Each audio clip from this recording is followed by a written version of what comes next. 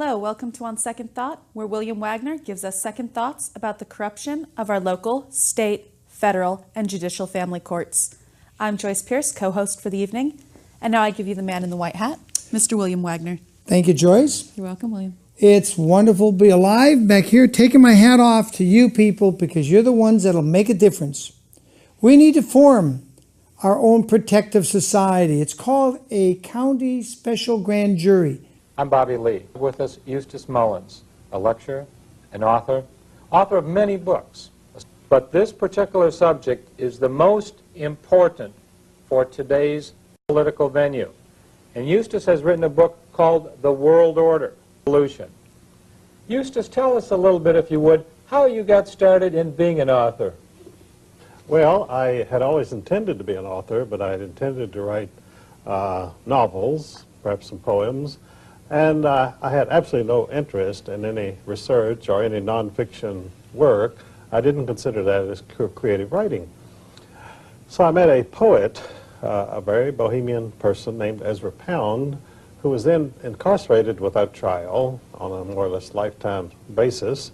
And he asked me to look into the banking interest, the Federal Reserve System, at the Library of Congress there in Washington, D.C. And I did this, and I found it to be quite an interesting story, which launched me on research which continues to the present day. Now, this book, The New World Order, how does the New World Order deal with the banking interest in America and across the world? Well, you see, in studying the banking system in the United States, I found it was part of an international system of banking called central banks in Europe, and that the Federal Reserve System, which we had here, was simply an American version of the central banks they had in Europe. And I also found that these banks did not exist as some entity in some world of their own. They were an integral part of what I came to call the world order. Now, Eustace, this New World Order and this banking system, I was under the impression that the banks themselves were American banks and it was the federal government that owned the banks. Are you telling me that our government itself doesn't own these banks? Well, our government doesn't own anything. We really don't have a government. We're just a colony of England. How can you say that, a colony of England? Why, I know that they have the Republican Party and the Democrat parties, and I go down to the local bank and I can cash a dollar bill, can't I?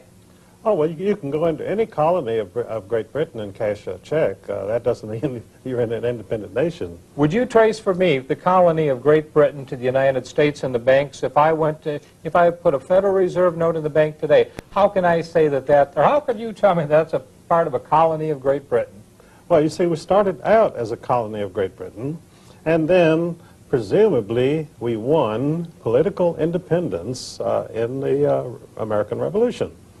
But you see, the American Revolution was not against the bank. The American Revolution was against King George III. So we won against King George III, but we didn't win against the Bank of England, of which King George III was a major stockholder.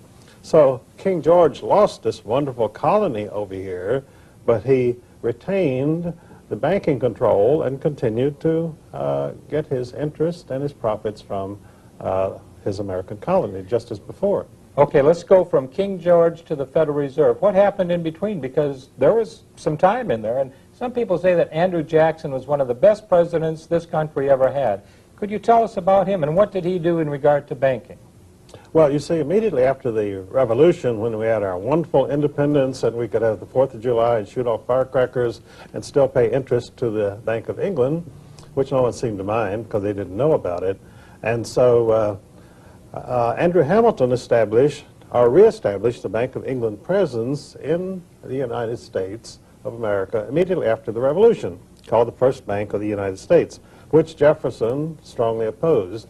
And when Jefferson became president, he refused to renew the charter of this foreign central bank, the First Bank of the United States, so it went out of existence. And in revenge for that, England declared war on us, and we had the War of 1812, which was simply a banking war. Of course, you won't read that in any history book in England or in the United States.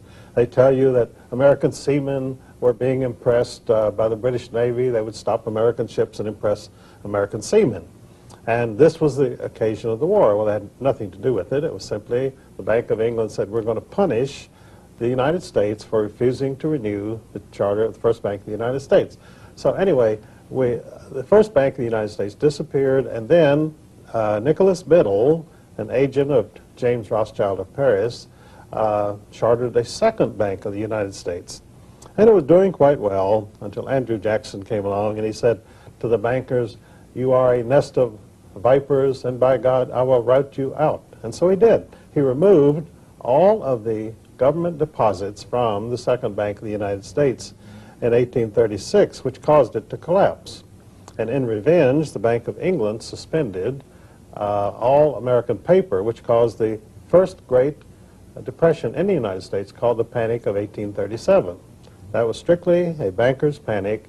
And of course, then the Rothschilds came in and bought up American securities at 1 cent on the dollar and established a great many of the great American fortunes, including J.P. Morgan. But Andrew Jackson himself, you would credit him with at least taking a stand against this banking monopoly that is destroying his America. Well, he was a general and a patriot and an American, and to him, the bankers were Satan incarnate. They were robbing and looting this country. They were oppressing the people. They were causing financial depression and widespread suffering, and he said, "I'm going to go after them," and he did. Unfortunately, the history books do not tell you why he did anything that he did, so the American children go to school and they have no idea what all this was about. Neither do the college students. Neither do the graduate college students. You know, I saw a beautiful statue of Andrew Jackson not long ago up in Jacksonville, Florida. And a lot of people don't realize that the state of Florida, the first governor, was Andrew Jackson. Yes, that's right. And this city of Jacksonville was named after this wonderful patriot and hero of the American middle class.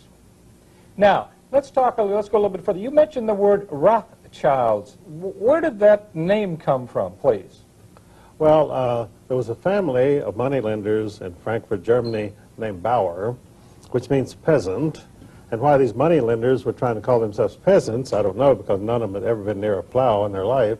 And so they were moneylenders, and they needed some way of advertising their business. And so the founder of this dynasty, the House of Rothschild, put up a red shield above his door so that people who came from various parts of Europe to change money with him could find it. And so after a few years, people didn't know who Bauer was, but they knew the Rothschild. The red shield was Rothschild.